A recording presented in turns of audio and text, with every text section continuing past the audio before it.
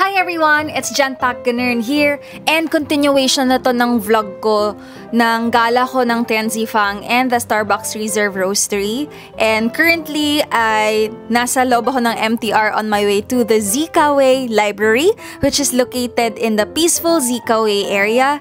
And this library actually feels like a quiet escape from the hustle and bustle of the city. And ang best part, it's completely free to visit. Built in the 19th century, the library blends classic European architecture with modern design, making it a perfect spot for book lovers and history enthusiasts. With its stunning reading rooms and unique collection, it's a must-visit for anyone looking to experience Shanghai's rich cultural side.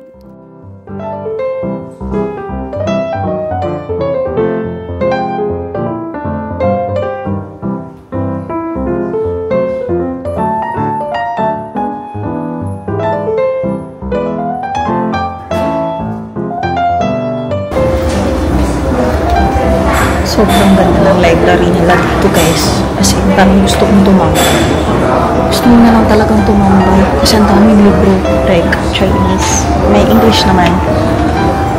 Amazing. Tapos libre yung entrance. And then just a short walk away, guys, you will also find the impressive St. Ignatius Cathedral, adding even more charm to this cultural corner of Shanghai. So the library and the actual church or cathedral are just so close by. So I highly recommend coming to this place.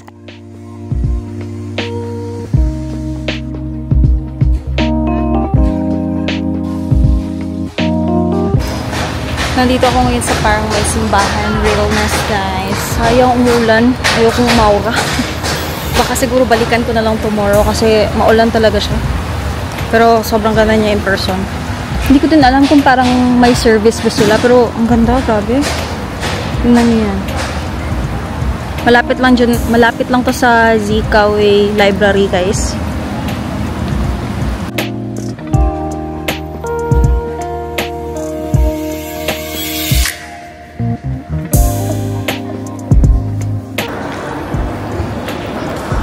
So, from the station, guys, para may access kayo diretso dun sa Zikaway Library, kailangan yung ma-exit or kailangan yung hanapin ang exit 3 dito sa Xujiaowei Station.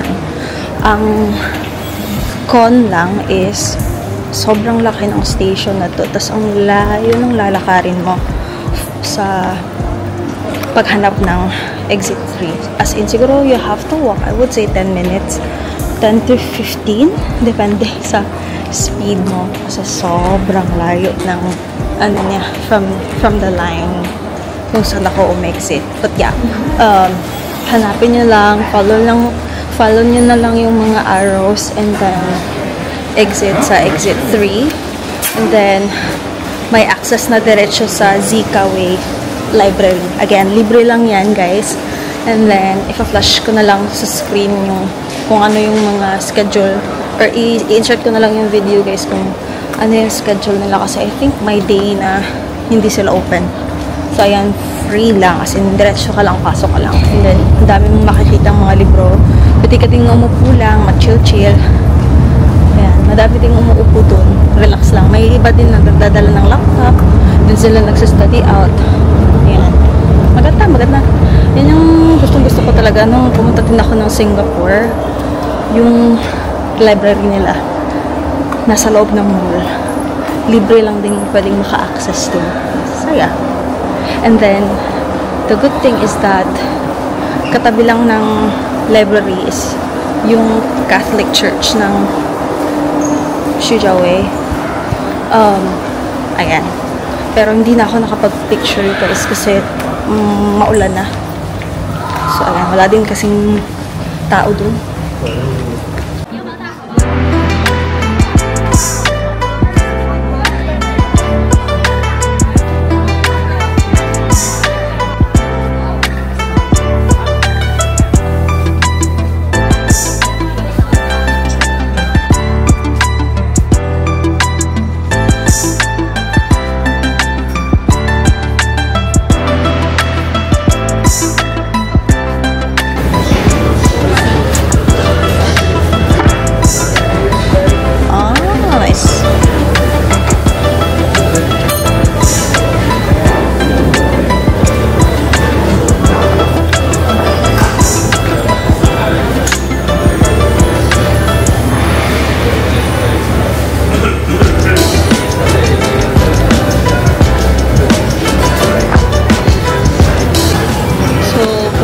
dito sa Shanghai First Food Hall guys.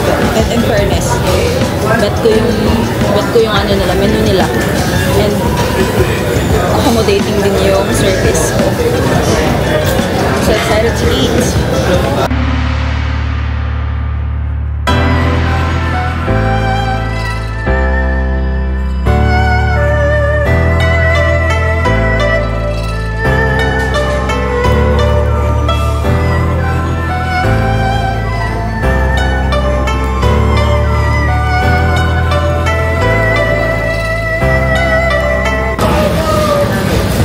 Medyo mainit siya guys kasi nagsisteam talaga yung mismong bowl ng braised pork and sobrang lambot ng pork guys.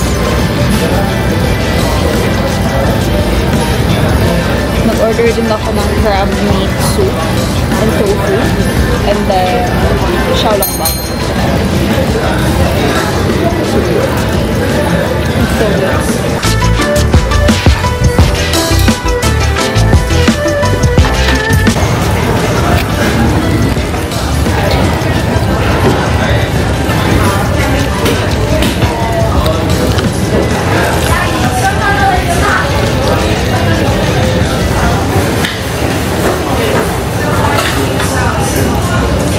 Oh my god, so good.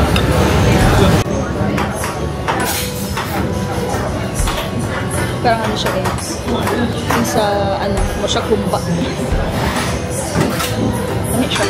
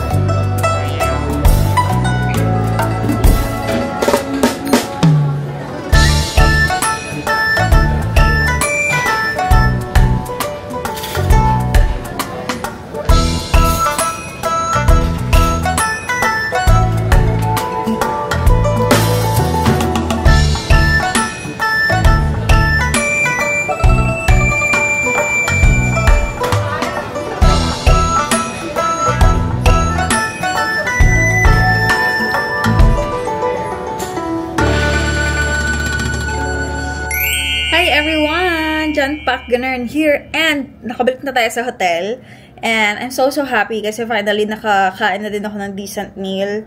I've been only eating convenience store food kasi ayaw ko talagang mag-venture sa Chinese food kasi again, as I said, hindi talaga ako fan. But yeah, I really wanted to try maybe once or twice. I was able to order, you know, xiaolongbao and ano pa ba? Yung crab meat and tofu soup. That was so good. And yung braised pork. So good. Ayan. And yung nabayaran ko was 160 yuan for all those three dishes. So that ends today's vlog, guys. Medyo marami-rami yung napuntahan natin today. And yung favorite ko talaga na pinuntahan is yung Starbucks Reserve Roastery. It was so nice. Like, I was just, like, the smell of coffee, diba? And then also, I love the Zikaway library because it's free and pwede kang umupo doon, pwede kang magbasa ng libro. You can even do, like, your work stuff, diba? May mga nakita ako doon na nagdala sila ng laptops, may mga students, may mga even older generation who were reading books.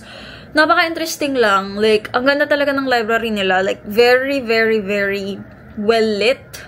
Malaki. Tas libre. Tas separate din yung children's books. Compared sa dun sa mga parang mga literature, economics, politics, and then yung mga other English na books din, meron din sila dun. So, yan. I highly, highly recommend. And then, the good thing is that katabi lang ng Zikaway Library, yung mismong Xujiahui na Catholic Church. I'm not sure if may ibang name pa yung Xujiahui Catholic Church. Xujiahui. Saint Ignatius Cathedral pala yung name ng anong tawag niyan? Ng simbahan na yun. Kanina maulan, so wala tayo. Hindi tayo nakapag-picture doon, pero sobrang ganda. Na-vlog ko naman, ano ko naman. May nagpo-photoshoot nga doon eh, so very interesting. So, it says here, the Cathedral of Saint Ignatius of Loyola, also known as the Xujiahui Cathedral, or sometimes known as the Xujiahui Catholic Church, is the Catholic Cathedral of the Latin Church Diocese of Shanghai, located in Xujiahui, Shanghai, China. Amazing. Ang ganda ng infrastructure. And even may katabi din na parang part din ata ng simbahan. Pero ayan, walang ano kasi kanina, walang mass. Probably because it's a Friday. So ayan. But yeah, it was very interesting to see that architecture. Download nga ako ng Douyin, and then nag-login lang ako using my Huawei account kasi Huawei yung phone ko, 'di ba? And ayan. 'Di ba?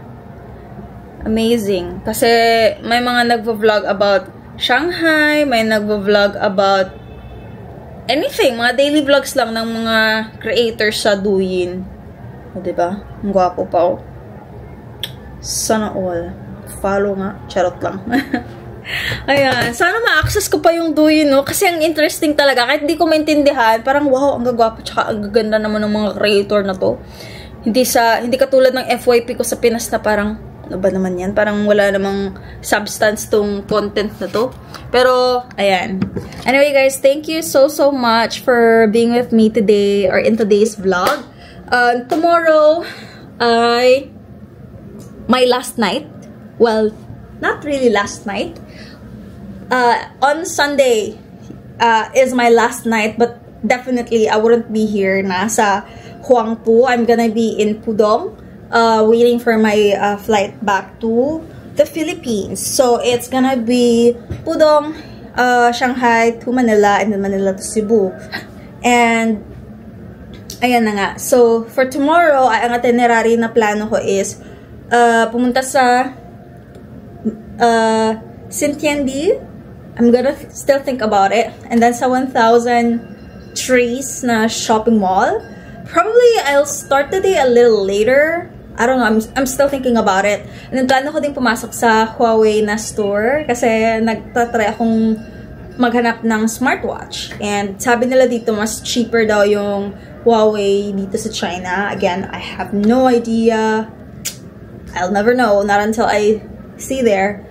I cannot miss going to Yuyuan Garden Malls at night. As in, yung mga roof and yung mga mismong mga buildings na medyo may pagka-Chinese architecture-ish is also illuminated at night. So I'm very excited.